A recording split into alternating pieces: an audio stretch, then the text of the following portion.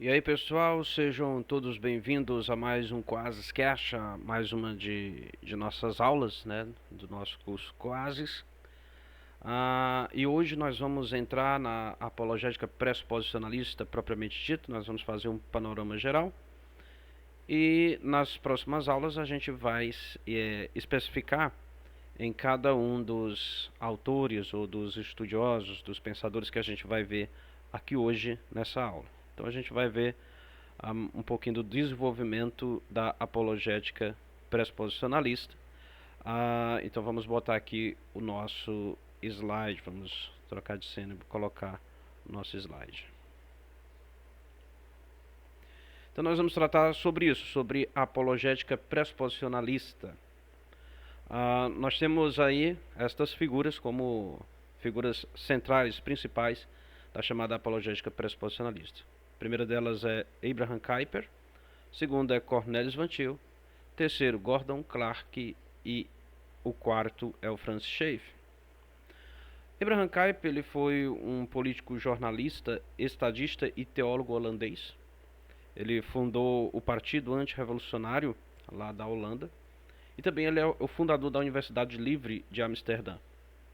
Ele foi primeiro-ministro dos Países Baixos entre os anos de 1901 e 1905 e foi um dos expoentes do neocalvinismo, em especial do neocalvinismo holandês. Então essa é uma figura importante que é a Abraham Kuyper. Depois, nas nossas próximas aulas, a gente vai ver quais foram as contribuições dele para a apologética pressuposicional. A segunda figura que nós trazemos aqui é Cornelius Van Til, nasceu no dia 3 de maio de 1895, morreu no dia 17 de abril de 1987. Ele nasceu na Holanda, quando tinha 10 anos os seus pais foram para os Estados Unidos. Ele foi um teólogo cristão com PhD em filosofia pela Universidade de Princeton. Ele é apologista pressuposicional e teólogo reformado, sendo um dos fundadores do conhecido seminário de Westminster. A terceira figura é Gordon Clark, nasceu no dia 31 de agosto de 1902 e morreu no dia 9 de abril de 1985. Foi um filósofo e teólogo calvinista americano, foi uma figura importante associada à apologética pressuposicional e foi presidente do Departamento de Filosofia da Universidade de Butler por 28 anos.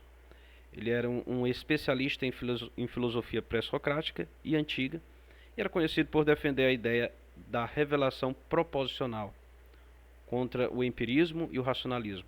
Ao argumentar que toda verdade é proposicional, sua teoria de conhecimento é chamada às vezes de escrituralismo. Então temos aí essa terceira figura muito importante para a apologética pressuposicionalista, que é o nosso querido Gordon Clark. E o terceiro é o Francis Schaeffer. Francis Schaeffer nasceu em 1912, morreu em 1984. Ele foi um teólogo cristão evangélico americano, filósofo e pastor.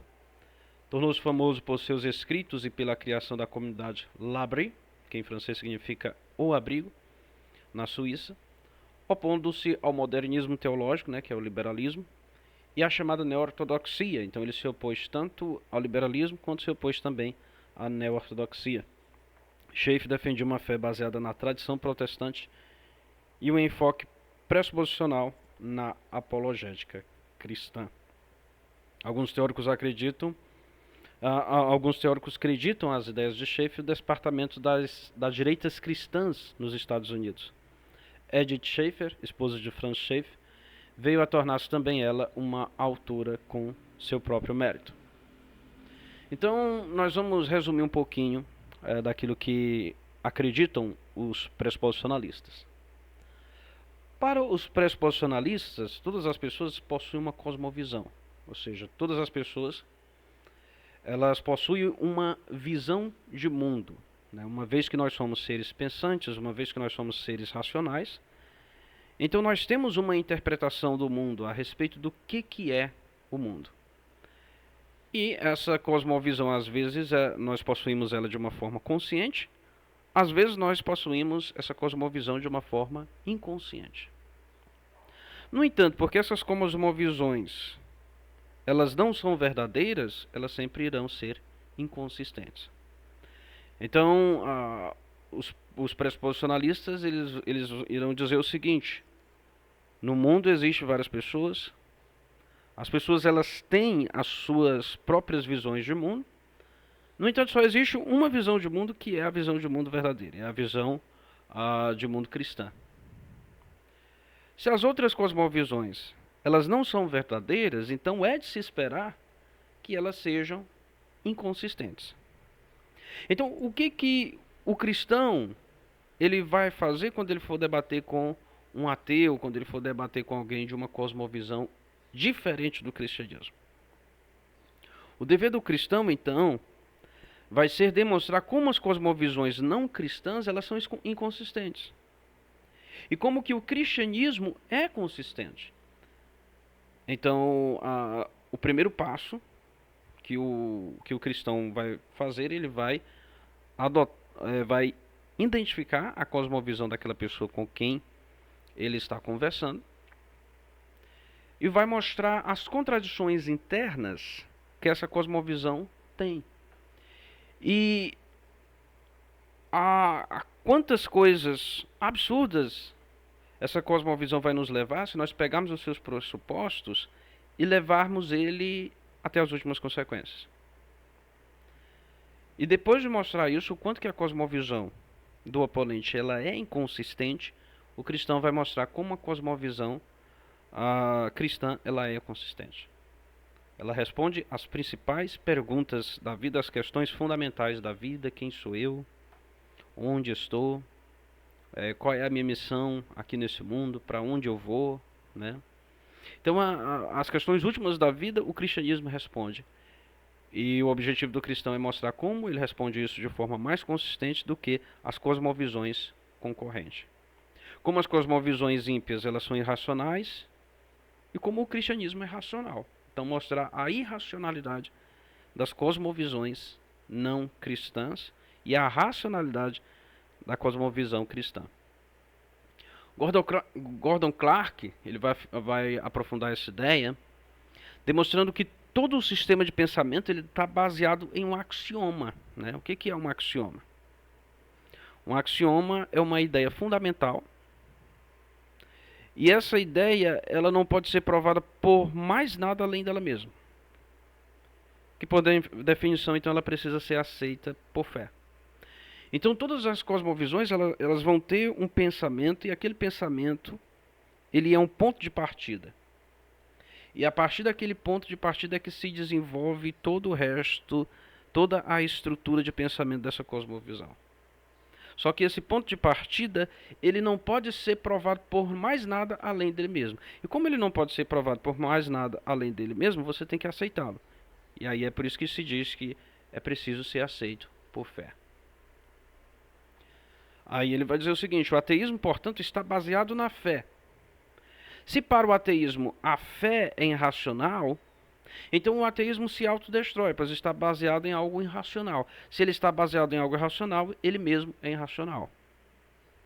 Então, nós estamos falando aqui mais especificamente a respeito do ateu, do chamado ateu forte. Né? O ateu forte, o que ele acredita? Ele acredita que não existe Deus. Só que é impossível você provar a inexistência de Deus. Se é impossível você provar a inexistência de Deus, então você tem que acreditar que Deus não existe, ter fé de que Deus não existe. Mas se os ateus consideram a fé como irracional, como diferente do cristianismo, né? O cristianismo ele considera a fé como um instrumento de conhecimento. Nós acreditamos que por meio da fé nós podemos ter acesso à realidade. Então, por meio da fé nós podemos ter conhecimento. O ateu ele não concorda com isso. Então, se ele não concorda com isso, então ele se autodestrói. Então, a fé do ateu, o sistema de crença do ateu, ele é irracional, se ele adota esses pressupostos que eu falei aqui. Inclusive, logo depois dessas aulas, a gente vai colocar algumas aulas práticas, né, mostrando como se aplicar a apologética pressuposicionalista. E eu tive um debate no qual foi um debate com o Gemini, né, a IA da Google. E nesse debate eu pedi para que ela agisse como uma ateia, né, agisse como um ateu. E nesse debate nós chegamos à conclusão de que o ateu, ele não está justificado em dizer Deus não existe. Ele não está nem justificado em dizer eu creio que Deus não existe. O máximo que pode haver uma justificação para o ateu é quando ele fala eu acredito que Deus não... Eu não acredito em Deus, né? Porque ele só está ali demonstrando a sua crença pessoal. Mas ele não está justificado em dizer Deus não existe, nem eu acredito que Deus não existe. Enquanto que o cristão, ele é justificado em afirmar essas duas coisas, tanto Deus existe como eu acredito que Deus existe. Então há mais justificativa para o cristão do que para o ateu, né? Foi essa conclusão que nós chegamos naquele debate que eu vou postar depois. Então, as principais cosmovisões de nossas sociedades, elas são o naturalismo, as cosmovisões empiristas, evidencialistas, racionalistas ou relativistas, né? Então é o naturalismo, o empirismo, o racionalismo e o relativismo, né? Evidencialistas a gente pode encaixar aí dentro do empirismo. Evidencialista, na verdade, pode ser empirista, pode ser racionalista, porque depende de que tipo de evidência a gente está falando, né? Se é evidência empírica, se é evidência lógica, seria mais racional, né? Então, evidencialistas não é uma cosmovisão em si, né? Mas ela pode ser encaixada dentro das outras. Então, as principais aí são naturalistas, empiristas, racionalistas e relativistas. A gente pode falar disso como sendo cosmovisão. Naturalismo. Naturalismo é a imposição ao sobrenatural ou ao espiritual. A ideia ou crença de que apenas as leis e as forças naturais operam no mundo. Em extensão, a ideia ou crença de que não existe nada além do mundo natural. Os adeptos do naturalismo, ou seja, os naturalistas, afirmam que as leis naturais, elas são as regras que regem a estrutura e o comportamento do universo natural. Que cada etapa da evolução do universo é um produto dessas leis. Então, o naturalismo, em suma, ele vai acreditar, tem um naturalismo mais brando, digamos assim, que ele simplesmente ele não vai negar a existência do sobrenatural, mas ele vai afirmar que o sobrenatural, se existe, ele não interfere nas leis da natureza, não interfere na natureza. E o naturalista mais radical, ele vai dizer que não existe sobrenatural, né? Então, isso é o naturalismo. Tem também o empirismo, a doutrina do empirismo, que é uma doutrina segundo a qual todo conhecimento provém unicamente da experiência, limitando-se ao que pode ser captado do mundo externo, pelos sentidos, descartadas as verdades reveladas e transcendentes do misticismo ou a priorísticas inatas do racionalismo. Então o empirismo ele vai dizer que o princípio da racionalidade está em experiências empíricas, né? E o que é uma experiência empírica? É uma experiência que ela pode ser acessada pelos nossos sentidos, algo que a gente pode ver, ou algo que a gente pode cheirar, algo que a gente pode sentir o gosto, algo que a gente pode tocar, né? Então, algo que pode ser acessado pelos nossos 5 sentidos, né? Então, é assim que pensa o empirismo. O princípio da racionalidade, a gente pensa a partir dos sentidos. O princípio da racionalidade ele está ali nos nossos sentidos. E tem o evidencialismo, que não é necessariamente uma cosmovisão, como eu disse, mas que faz parte, pode fazer parte do empirismo ou do racionalismo, por exemplo, né? Só que é uma pessoa que ela sempre exige evidência. Em epistemologia consiste na ideia de que uma crença só se justifica se ela for suportada por uma evidência, né? E aí um empirista será evidencialista, um racionalista será evidencialista, o empirista vai exigir evidências empíricas, o racionalista vai exigir evidências lógicas ou racionais. E o racionalismo é uma corrente filosófica que traz como argumento a noção de que a razão é a única forma que o ser humano tende a alcançar o verdadeiro conhecimento por completo, né? Então, como a gente pode encontrar o verdadeiro conhecimento? A partir da razão, a partir do pensamento, né? A gente pensa logo em René Descartes. Então, por meio da razão, do raciocínio lógico, eu vou ter o verdadeiro conhecimento a respeito do universo, a respeito do mundo e tudo mais. E a outra posição que é muito comum é o relativismo. Então, o relativismo é o conceito de que os pontos de vista não têm uma verdade absoluta ou validades intrínsecas, mas eles têm apenas um valor relativo, subjetivo, de acordo com as diferenças na percepção e consideração. Então é aquela ideia de que não existe verdade absoluta. O ser humano ele não tem a capacidade de chegar à verdade absoluta, né? Mesmo alguns vão dizer não existe verdade absoluta, os outros vão dizer mesmo que exista, o ser humano ele não tem a capacidade de conhecer a verdade absoluta, né? Então a gente vai ver aqui um pouquinho das refutações que a gente pode trazer para cada uma dessas cosmovisões, né? E depois a gente vai dar uma aprofundada estudando, né, cada um dos estudiosos que eu mencionei aqui, e em seguida, depois que a gente estudar cada um deles, a gente vai ver um sistema próprio de pressuposicionalismo. Mas antes vamos ver onde está a fragilidade do naturalismo, né? O que o naturalista diz?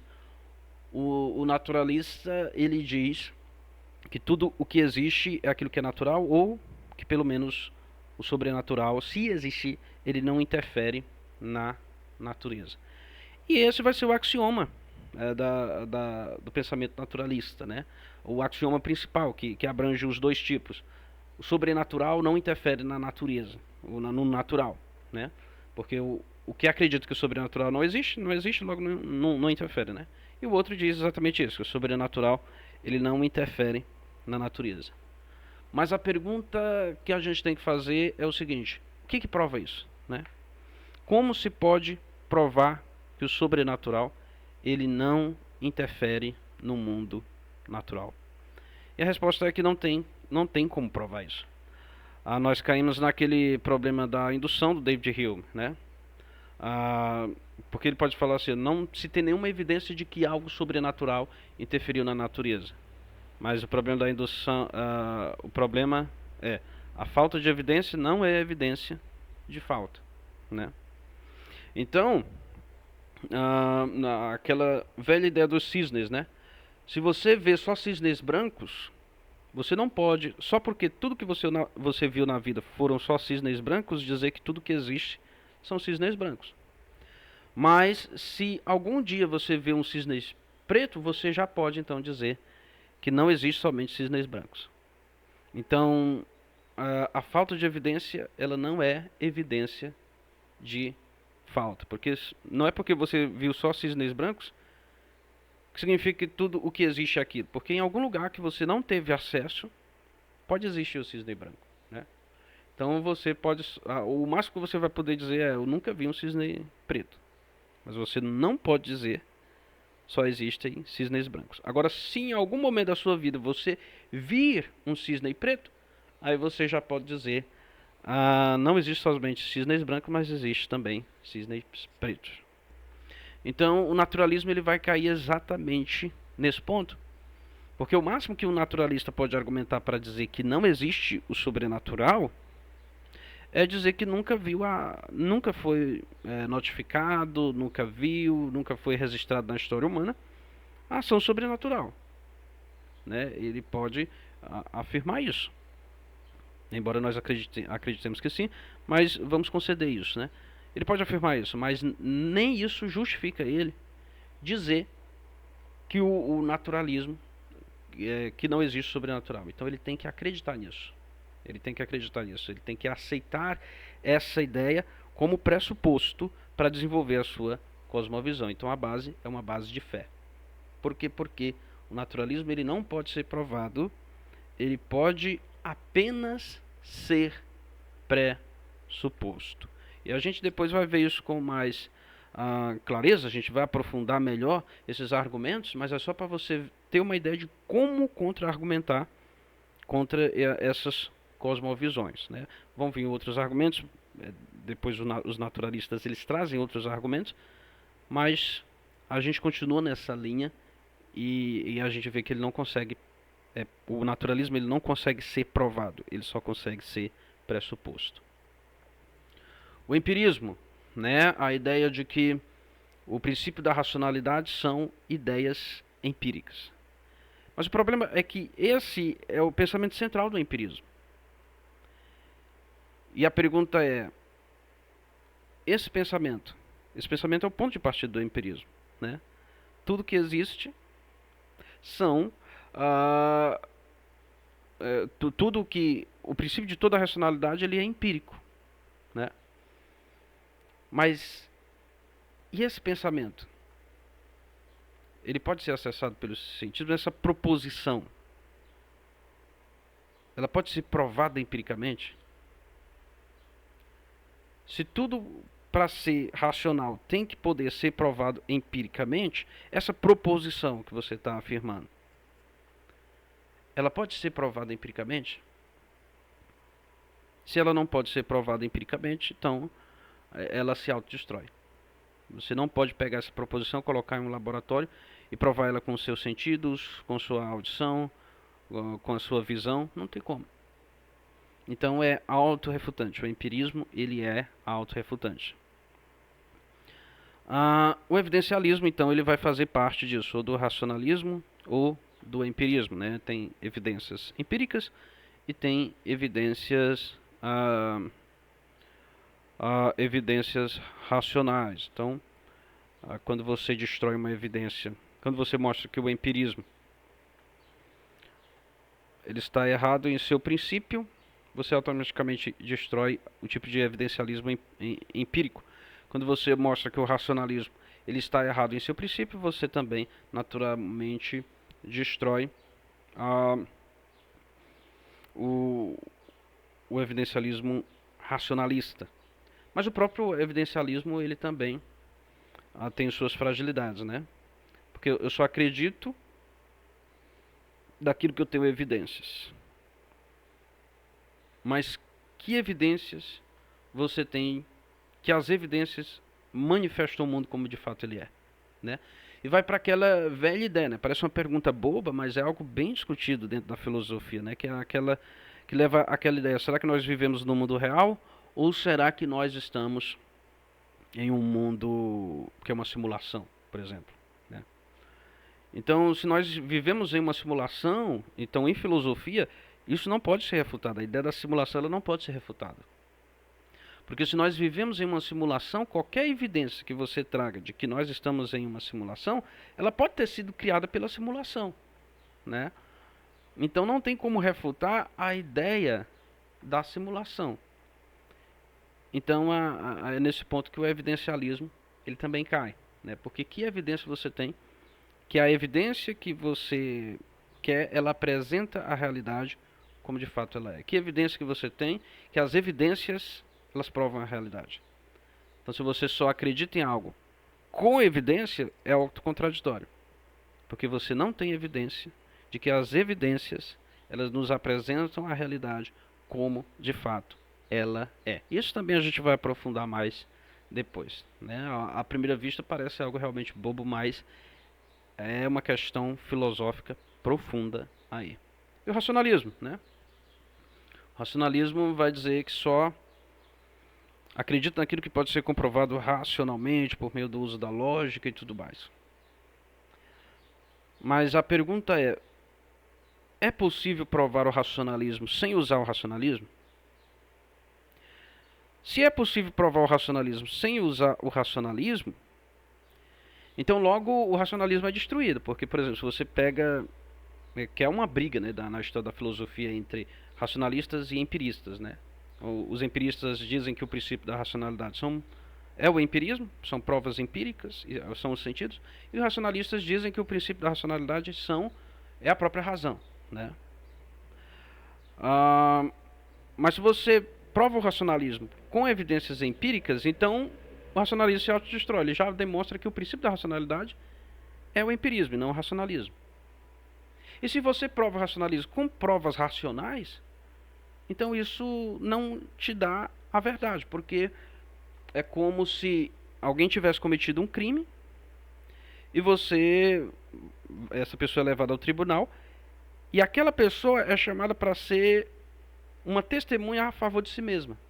Então não faz sentido. É claro que ela vai dizer que ela não cometeu o crime, né? Então, se é o racionalismo que está sendo colocado em suspeita, como é que ele mesmo pode ser utilizado para dizer que ele tem razão, né? Então, ele não tem como provar o racionalismo, porque nós entramos nesse ciclo aí. Como é que eu vou usar o próprio racionalismo para demonstrar que o racionalismo me manifesta a realidade como ela é? Se é ele que eu estou colocando em suspeita. Ele pode até mostrar, mas como é que eu vou saber que aquela demonstração que ele deu, ela é verdadeira? Se eu estou querendo saber se ele é verdadeiro, né? Então, se correr o bicho pega, se ficar, o bicho come, né? Então, não tem como demonstrar, provar o racionalismo. Você tem que aceitar o racionalismo. É um axioma, né? Você tem que partir dele. E depois tem o relativismo, né? O relativismo que vai dizer que não existe verdade absoluta, né? Que é o pensamento da pós-modernidade, né? Que não existe verdades absolutas. Mas se não existe verdade absoluta, o que é uma verdade absoluta? Uma verdade absoluta é algo que é verdade em qualquer lugar, em qualquer cultura, em qualquer tempo. Isso é uma verdade absoluta. E o relativista ele vai dizer, não existe esse tipo de verdade. Mas a pergunta é, isso é verdade em qualquer lugar, em qualquer cultura, em qualquer tempo? Se isso não é verdade em qualquer lugar, em qualquer cultura, em qualquer tempo, então, em algum ponto existe a verdade absoluta. Se não é verdade, então isso mesmo não pode ser considerado uma verdade absoluta. Entendeu? Então, também ele se autodestrói. É igual quando o professor Girafales está dizendo somente os idiotas têm certeza das coisas. Aí o Chaves vai e pergunta, tem certeza? E o professor Girafales, absoluta. Então é exatamente isso, né? Se não existe verdade, é verdade afirmar que não existe verdade? Então também é algo autorrefutante, é algo autodestrutivo. Então tem que ser aceito como um axioma, como ponto de partida. Não existe verdade absoluta. E daí você analisar todas as coisas. Então você vai perceber que todas as cosmovisões ela tem isso. Ela tem um axioma. E o que o Gordon Clark vai fazer é colocar a escritura como sendo o axioma da cosmovisão cristã. Então ele vai dizer, assim como todas as cosmovisões têm um axioma, ela tem um ponto no qual as pessoas têm que acreditar, e somente a partir dali ela vai desenvolver todo o seu sistema de pensamento. Assim também a cosmovisão cristã, ela tem um axioma. E qual é o axioma da cosmovisão cristã? É a própria escritura. A escritura, ela não precisa ser provada por nada, mas ela mesma é que prova todas as coisas. Nós analisamos todo o mundo, nós analisamos todo o universo a partir da própria escritura, porque a escritura é o axioma da cosmovisão cristã. Se a gente tentasse acreditar na Bíblia porque a ciência prova a Bíblia, então o nosso axioma não seria a Bíblia, seria a ciência, né? E aí nós já estaríamos destruídos, né? Então o Gordon Clark vai dizer, o axioma da cosmovisão cristã é a escritura. Nós cremos na escritura e a partir daquilo que a escritura diz é que nós analisamos todas as coisas. Olha só. Eita. Então é isso aí, né? Então depois a gente vai aprofundar melhor, né? Depois a gente vai aprofundar melhor essas coisas. Mas por que eu dei toda aquela aula sobre pós-modernidade? Para mostrar que é o seguinte, se Deus não existe, os pós-modernos estão certos, né? Não existe verdade absoluta, ou se existe, não tem como acessar essa verdade. Só que o negócio é que o pensamento relativista ele é autodestrutivo, ele não faz sentido na própria realidade. Então isso já é uma evidência para nós de que ele está errado, né? Só que se Deus não existe, a única conclusão que nós podemos chegar lógica é no relativismo. E nós cremos e nós sabemos o porquê que isso acontece. Porque Jesus disse, eu sou o caminho, a verdade e a vida.